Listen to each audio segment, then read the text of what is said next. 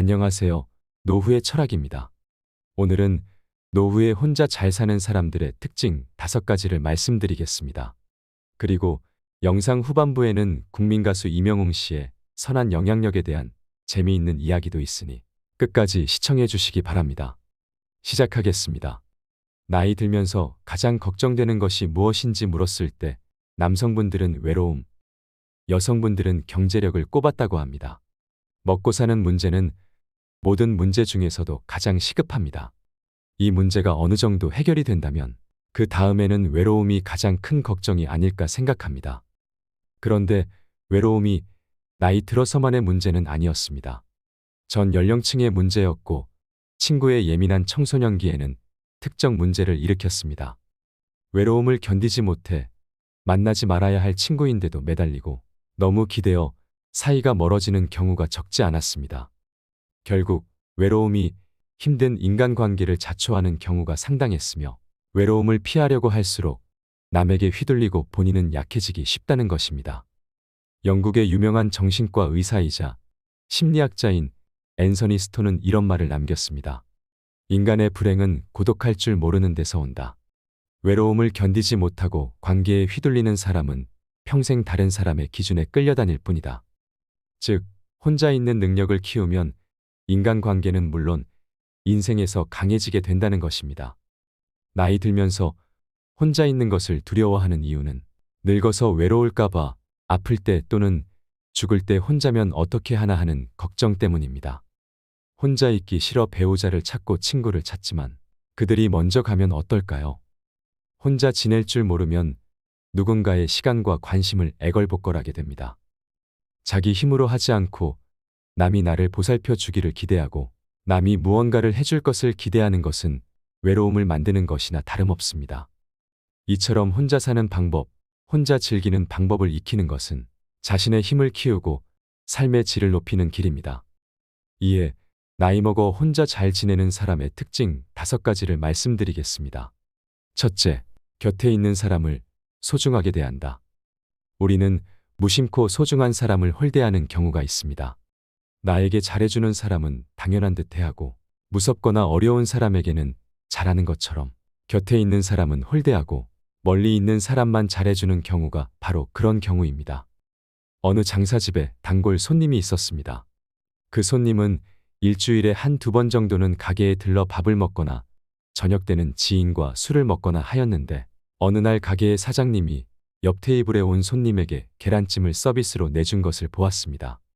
상황을 보아하니 그 손님은 처음 온 손님이었고 사장님과도 개인적인 친분이 없었기에 단골로 만들기 위해서 서비스를 내준 것 같아 보였습니다. 그 단골 손님은 속으로 생각하였습니다. 내가 1~2번 온 것도 아닌데 내가 올 때는 저런 작은 서비스 하나도 안 주었으면서 다음에 올지 안 올지도 모르는 처음 온 손님은 단골로 만들기 위해 저렇게 하는구나 하고 말이죠. 손님은 그렇게 생각하는 게 한편으로는 찌질하다고 생각이 되었으면서도 솔직히 기분이 좋지는 않았습니다. 결국 그 손님은 이후 단골 가게에 가지 않았고 사장님도 단골 손님을 잃게 되었습니다. 이번에는 한 번쯤 겪어보셨을 또 다른 사례입니다. B씨는 사촌이 보험 영업을 하고 있어 웬만한 보험은 사촌을 통해 들게 되었습니다. 처음 직장을 다닐 때 암보험과 실손보험을 들었고 차를 마련했을 때도 자동차 보험을 사촌에게 들었고 운전자 보험도 같이 들었으며 아이를 가졌을 때는 태아보험을 들었고 앞으로 아이들이 커가면 이 아이들도 아마 사촌을 통해 보험을 들게 될 것 같습니다. 요즘엔 다이렉트로 직접 보험을 가입하면 불필요한 보장은 없앨 수 있어 좋고 가입 과정에서 내가 이것저것 알아보기 때문에 보험에 대한 이해도가 올라가며 가격도 상당히 싸다고 하는데 사촌은 자신의 상황을 훤히 알고 있어서 어차피 사촌을 도와준다 생각하고 조금 비싼 건 알지만 사촌을 통해 보험을 들어왔습니다. 그런데 어느 날 남들은 보험을 들면 보험 판매한 분들이 관리해 준답시고 중간에 전화도 하고 안부도 묻고 보험에 대한 설명도 자세히 해주며 보험 가입 시에는 쏠쏠한 상품까지도 준다는 걸 알았습니다. 하지만 본인의 사촌은 자신보다 연배도 위임에도 제대로 챙겨준 것도 없고 가입 축하 상품은 한 번도 받아보질 못했으며 심지어 보험 가입 시에도 이렇다 할 설명을 제대로 해주지 않았습니다. 따라서 B 씨는 보험금을 청구할 상황이 있었음에도 보험에 대한 정확한 지식이 없어 청구할 시기를 놓치는 경우도 있었습니다. 생각해보면 사촌은 본인이 아쉬울 때만 연락해서 결국 보험 얘기로 끝나는 경우가 대다수였습니다. 큰 섭섭함을 느낀 B 씨는 한편으로는 자신의 속이 좁은 것 같기도 했고, 한편으로는 사촌이라는 이유로 참고 언제까지 이렇게 지내야 하나 싶었습니다. 이렇듯 사례를 보더라도 우리는 곁에 있는 사람에게 더 잘해야 한다는 교훈을 얻습니다. 가까운 관계라 상대방이 나에게 적극적으로 불만을 표현하진 않지만 상대방은 혼자 끙끙 앓다가 나를 멀리하게 되고 결국 나는 소중한 사람을 잃게 됩니다. 그리고 나중에 깨닫습니다. 곁에 있는 사람이 소중한 사람이었단 것을 말이죠. 있을 때 잘해줘야 하는데 꼭 떠나고 나서 후회하는 것은 부모님이 돌아가신 후와 비슷합니다. 배우자를 비롯해 곁에 있을 때만이라도 가까이 있는 사람의 소중함을 떠올리며 잘하는 것이 좋습니다. 나이를 먹을수록 소중함을 망각한 언행을 하거나 배려가 부족한 행동은 삼가해야 합니다. 나이 먹어 혼자 잘 지내는 사람의 특징 두 번째, 본인의 일을 가지고 있다. 영국 헨리 8세 시대의 궁정시인이자 극작가였던 존 헤이우드는 구르는 돌에는 이끼가 끼지 않는다고 말했습니다. 사람은 육체적이든 정신적이든 무언가를 해야 못 쓰는 고물이 되지 않는다는 뜻입니다. 또한 노동은 생활의 꽃이요, 삶의 보람이요, 마음의 기쁨이다 라는 유명한 말도 있습니다. 이 외에도 일에 대한 명언은 수없이 많지만 뜻하는 바는 결국 하나입니다. 일하는 사람은 행복하고 행복하기 위해서 사람은 일을 해야 한다는 것입니다. 노후라고 다르지 않습니다. 전문가들은 일하는 노후가 일하지 않는 노후보다 훨씬 행복하다고 말합니다. 우선 일을 하면 늙지 않습니다. 은퇴 후 많은 노인들이 자신을 쓸모없다고 여겨 우울증을 앓는 경우가 많은데 일을 계속하면 사회 구성원으로서 자신의 위치를 잃어버렸다는 박탈감에서 해방되어 보다 활기찬 노후를 보낼 수 있기 때문입니다. 게다가 몸과 뇌를 지속적으로 사용하기 때문에 육체와 정신의 노화도 늦출 수 있습니다. 경제적으로도 여유가 생겨 자기를 책임질 수 있게 됩니다. 물론 노후의 일자리에서 젊었을 때와 같은 수입을 기대하는 것은 불가능한 일입니다. 하지만 적은 수입이라도 일정한 수익원이 있으면 그만큼 여유로운 생활을 하게 되고 자녀들에 대한 의존도도 낮아지며 삶에도 생기가 돕니다. 몇 년 전까지 국내 모 은행의 사장으로 일하다 은퇴한 박 씨는 은퇴 후 새로운 직업의 세계에 뛰어들었습니다. 그 직업은 바로 택시 운전기사였습니다. 사람들은 그의 선택을 전혀 이해하지 못했습니다. 굳이 일을 안 해도 노후를 보낼 수 있을 만큼 여유가 있는데 왜 사서 고생을 하느냐며 이해 못할 반응을 보이자 그는 사람들에게 이렇게 대답했습니다. 열심히 일을 하니 입맛이 좋고 잠도 잘 옵니다. 할 일 없는 노인들이 모여서 고스톱을 치거나 주변 사람들 흉보는 경우가 많은데 그만큼 노후를 무익하게 보내는 일은 없습니다. 내가 즐겁게 할 수 있는 일을 찾아 열심히 하면 그것이 행복 아니겠습니까? 하고 말이죠. 이렇게 박 씨의 사례처럼 전문가들은 노후에 일을 할 때는 내가 왕년에 라는 생각은 버리라고 조언해 줍니다. 선진국에서는 늙어서도 일을 하는 사람이 많습니다. 가까운 일본의 경우 고속도로 톨게이트 수납 직원들은 대부분 고령자입니다. 음식점에서도 일을 하는 노인들을 어렵지 않게 볼 수 있습니다. 그들이 일을 하는 데는 금전적인 이유만 있는 것은 아니라 일을 하는 즐거움을 통해 노후가 더 풍요로워짐을 느끼기 때문입니다. 전문가들은 노후의 일자리를 구하려면 하루빨리 과거의 지위를 잊으라고 말합니다. 내가 과거에 무엇을 했느냐가 아니라 현재 내가 어떤 상황에 있고 앞으로 어떻게 살아갈 것인가를 정확히 인식하는 것이 중요하다는 말입니다. 사실 60세 이상의 장년층에게 주어지는 일자리는 그다지 많지 않습니다. 때문에 화려했던 지난날을 빨리 잊어버리고 단순직이라도 마다하지 않겠다는 도전의식을 가져야 합니다. 정부에서도 점점 많아지는 노인들을 위한 대책으로 노인 일자리 확충에 노력을 하고 있습니다. 만족스럽지는 않더라도 나의 보람과 생활비의 작은 보탬이 되겠다는 생각으로 임한다면 본인에게 맞는 일을 즐겁게 할 수 있을 것입니다. 나이 먹어 혼자 잘 지내는 사람의 특징 세 번째. 지금이 가장 행복하다고 생각하는 것입니다. 우리가 어릴 때 생각해보면 초등학교 때는 중고등학교 다니는 언니 오빠들이 부러웠습니다. 언니 오빠들처럼 친구들하고 여기저기 몰려다니고 남자친구도 만나고 그러는 게 대단해 보였습니다. 그런데 막상 중학생, 고등학생이 되어 공부하기에 바쁘다 보니 대학에 다니는 언니 오빠들을 부러워합니다. 나는 공부한다고 힘들어 죽겠는데 축제나 MT 등 여기저기 다니는 게 정말 부럽습니다. 그런데 또 대학에 다니게 되면 취직한 선배가 부러워집니다. 또 취직을 해서 회사를 다니면 결혼해서 신혼의 달달한 날들을 보내는 사람들이 부러워집니다. 이처럼 사람은 현실에 만족하지 못하고 항상 좀 더 시간이 지나야 나아질 거라고 생각하고 살아갑니다. 그런데 막상 나이가 들어보니 그랬던가요? 오히려 나이가 드니 또 반대로 생각을 하게 됩니다. 그때는 힘들어 죽겠다고 그러다가 이제는 오히려 그때가 좋았다고 얘기를 합니다. 지금 생각해보면 철없는 초등학생 때가 참 순수하고 좋았다 그러고 중고등학생 때가 그래도 행복했다고 하고 대학 때가 좋았다 하고 처녀 총각 시절이 좋았다 하고 신혼 때가 그래도 행복했다고 또 얘기합니다. 나이가 들어도 마찬가지입니다. 80 먹은 어르신한테 얘기하면 70만 돼도 뭐라도 해보겠다고 얘기하시고 70대는 또 60만 돼도 좋겠다고 얘기합니다. 젊어서는 나이를 먹어야 좋아지는 거라고 생각하고 나이를 먹으면 막상 젊었을 때가 좋았다고 생각합니다. 그래서 현명하게 살아가는 지혜는 지금이 가장 좋은 때라는 것을 아는 것이 중요합니다. 나이가 들수록 시간적인 여유도 생기고 남의 눈치도 안 보고 살아도 되니 좋고 행복하다. 이런 마음으로 사시면 그게 행복입니다. 나이 먹어 혼자 잘 지내는 사람의 특징 네 번째. 욕심을 내려놓고 늙어감을 즐길 줄 안다. 나이가 들면 또 하지 말아야 할 행동이 욕심을 부리는 것입니다. 과식해도 안 되고 과금해도 안 되고 과욕해도 안 되고 과로해도 안 됩니다. 젊었을 때는 과로해서 피곤해도 하루 이틀 휴식하면 다시 회복이 되는데 나이가 들어감에 따라 노화를 급속도로 재촉하게 되므로 나이 들수록 뭐든 과하지 않게 조절하는 지혜가 필요합니다. 음식이 아무리 맛있어도 적당히 소식을 해야 하고 아무리 술을 좋아해도 너무 과음하지 않도록 정기적으로 적당히 마셔야 하며 돈을 더 벌어서 남들보다 더 잘 살아야지 하는 욕심도 내려놓아야 합니다.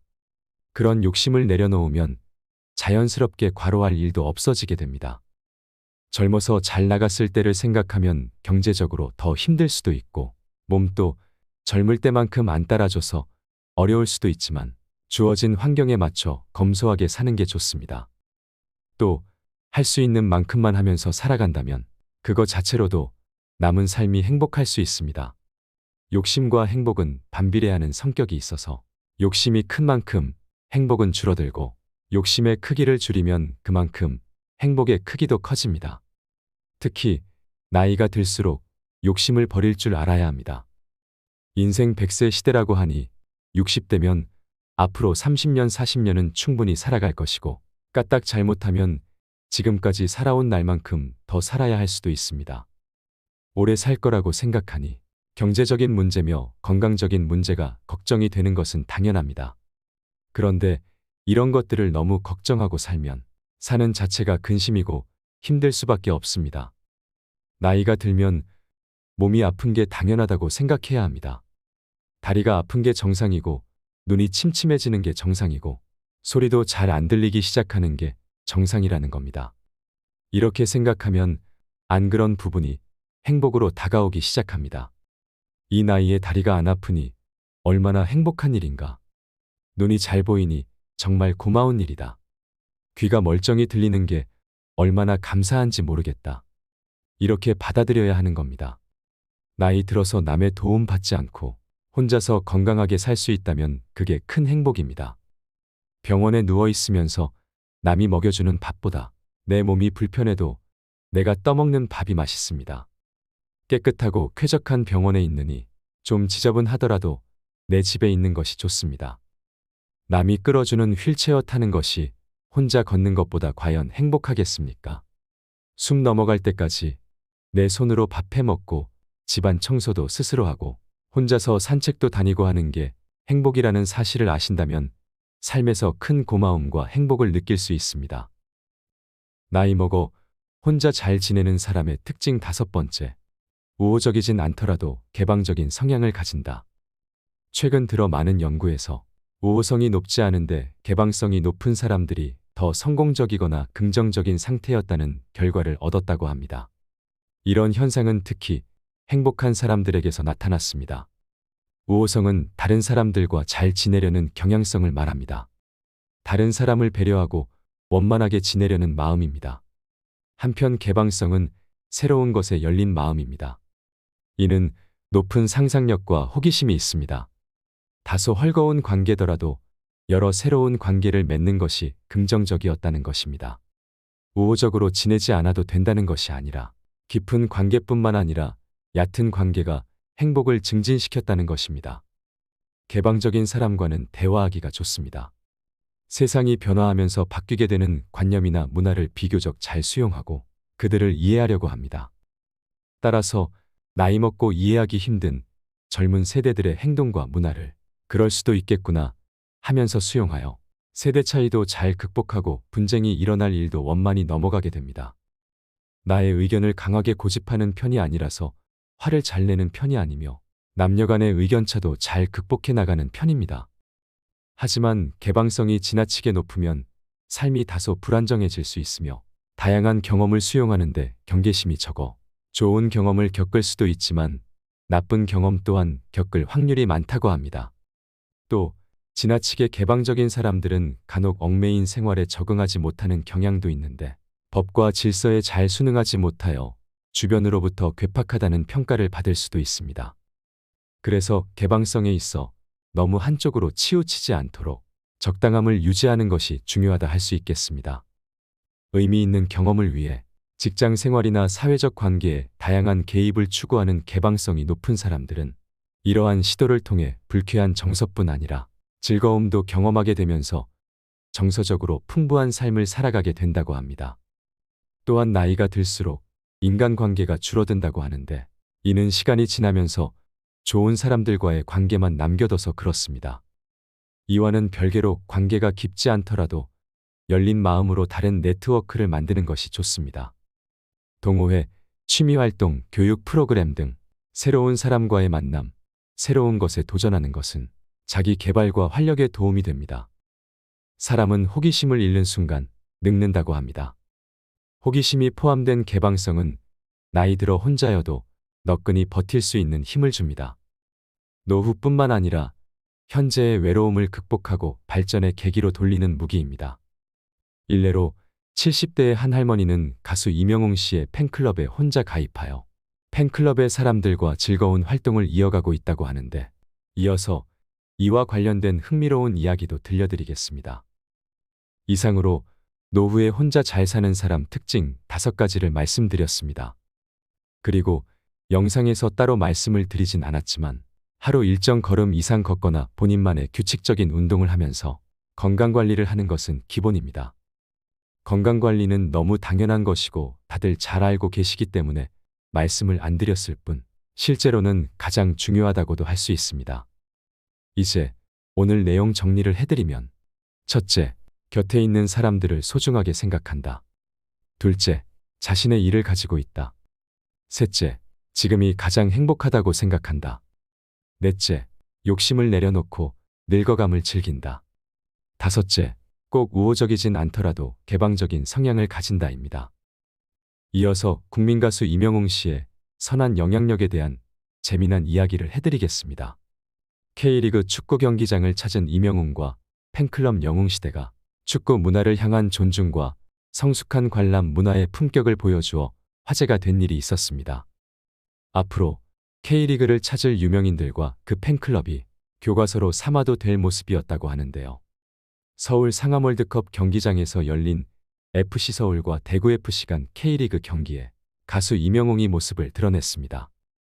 세대 구분 없이 엄청난 인기를 지닌 이명웅 씨였기에 그의 경기장 방문은 정말 화제였다고 하는데요. 티켓은 예매 시작과 동시에 빠르게 팔려나갔고 수많은 어머니 팬들을 비롯한 4만 5천여 명이 관중석에 자리를 잡았습니다. 이때 영웅시대 팬클럽 덕분에 코로나19 이후 한국 스포츠 최다 관중 수를 기록했다고 합니다. 국가대표 경기를 방불케 하는 관중 동원력에 이명웅을 K리그 홍보대사로 임명해 매 라운드 순회 공연을 열어야 한다는 우스갯소리가 나왔을 정도였다고 합니다. 다만 일각에서는 이명웅의 경기장 방문에 걱정스러운 시선을 보내기도 했었습니다. 왜냐하면 이명웅을 초청했던 FC서울은 과거 초대 가수에 한번 대인 적이 있었다고 하는데 경기에 초청한 모걸그룹이 초청한 팀이 아닌 상대방의 팀의 유니폼 색깔을 입고 왔고 댄서들과 함께 여러 명이 잔디에 좋지 않은 하이힐을 신고 와 홈팬들의 불만을 샀기 때문이었습니다. 그러나 이명웅에 대한 이런 우려는 기우에 불과했다고 합니다. 이명웅은 이날 등번호 12번이 새겨진 서울 유니폼을 입고 등장했습니다. 12번은 서울 서포터즈, 수호신의 상징 번호입니다. 서울의 홈경기에 방문했기에 수호신의 입장에서 행동하겠다는 의미가 담긴 선택이었고 이 같은 모습에 서울 팬들도 서울과 함께하는 영웅은 수호신이라는 걸개로 그를 환영했고 시축에 나서자 연신 이름을 외쳤습니다. 이명웅의 센스는 하프타임 공연 때도 빛났습니다. 이명웅은 물론 함께 무대를 꾸민 댄서들 모두 축구화를 신고 그라운드에 나서 축구에 대한 열의를 보여주어 축구팬들의 감탄을 샀습니다. 팬클럽 영웅시대의 성숙한 관람 문화와 축구팬 존중도 돋보였다고 하는데요. 경기 전부터 영웅시대 팬카페를 통해 축구장 매너와 관련된 공지를 게재했습니다. 이명웅을 상징하는 하늘색은 이날 원정팀인 대구 구단의 색인이 피하자 N석과 S석은 서포터즈 좌석인이 양보하자 중도 이탈 없이 끝까지 경기를 관람하고 선수들에게 박수를 보내자 등이었습니다. 실제 대다수의 영웅시대 회원들은 이날 홈팀 서울을 상징하는 검은색과 붉은색 의상을 입고 경기장을 찾아왔습니다. 그리고 그저 이명웅만 바라보고 있지 않았고 축구 경기에도 집중하며 선수들의 플레이에 박수와 환호를 보냈고 축구 팬들과 파도타기 응원도 함께하며 완전히 녹아든 모습을 보였습니다. 또 이명웅의 하프타임 공연이 끝난 뒤에도 경기장에 남아 끝까지 관전했고 경기 후에는 머문 자리를 깔끔히 치우고 퇴장했습니다. 과거 지방 축구장에서 유명 가수의 하프타임 공연이 끝난 뒤 우르르 빠져나갔던 것과 대조되는 모습이었고 사람들은 대단하다, 역시는 역시 그 가수의 그 팬이라고 감탄하며 칭찬을 아끼지 않았습니다. 사실 그동안은 유명인들의 시축 및 하프타임 공연 등이 축구팬의 입장으로서는 그리 달갑지 않았다고 합니다. 앞서 언급했던 경기장에서의 매너, 축구팬만의 문화를 존중하며 어우러지는 모습을 잘 보여주지 못했기 때문인데요. 굽 높은 구두에 푹 패인 잔디를 보고 있자면 굳이 불러야 했나라는 생각이 들기도 했다고 합니다. 그러나 이명웅과 영웅시대의 상암월드컵 경기장 방문기를 보고 축구팬들과 관계자들은 생각이 싹 바뀌었다고 합니다. 이명웅의 선한 영향력과 다른 팬 문화를 존중할 줄 아는 이들과 함께한 행사는 모범적인 마케팅 사례가 됐다고 합니다. 잘 들으셨나요? 저 또한 앞으로 선한 영향력을 보여준 이명웅 씨를 응원하겠습니다. 마지막으로 윤동주를 사랑했던 일본 여자 시인 이바라기 노리코의 시를 들려드리겠습니다. 이바라기 노리코는 제국주의에 대한 반발과 전쟁의 비극을 경계한 글들을 많이 썼습니다. 특히 1976년부터 한국어를 배우기 시작하여 한국의 현대시를 일본에 소개하는 활동을 하였는데요. 한국의 독자들에게 친숙하고 일본에서도 여류시인으로서 많은 사랑을 받았습니다. 제국주의를 경계하고 윤동주를 사랑하면서 우리나라 시를 일본에 전했다는 점에서 한국인들이 많이 좋아한 작가이며 2006년 80세의 나이로 세상을 떠났습니다. 들려드릴 시의 제목은 혼자서는 생기발랄입니다. 혼자 있는 것은 생기가 넘친다. 활력이 넘치는 생기발랄한 숲이다. 꿈이 턱턱 터진다. 좋지 않은 생각도 샘솟는다. 에델바이스도 독버섯도. 혼자 있는 것은 생기가 넘친다. 활력이 넘치는 생기발랄한 바다다. 수평선도 기울고 무척이나 난폭한 밤도 있다. 물결 잔잔할 날 태어나는 개량 조개도 있다. 혼자 있는 것은 생기가 넘친다. 결코 억지를 쓰는 게 아니다. 혼자 있을 때 외로운 사람은 둘이 모이면 더욱 외롭다. 여럿이 모이면 타라기로군. 사랑하는 사람이여. 아직 어디 있는지도 모르는 그대. 혼자 있을 때 생기발랄한 사람으로 있어주세요.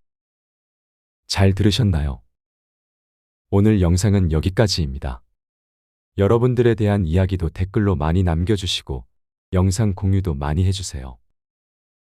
이 영상이 조금이나마 여러분의 삶에 활력이 된다면 좋겠습니다. 여러분들의 행복한 노후를 응원합니다. 이상 노후의 철학이었습니다. 감사합니다.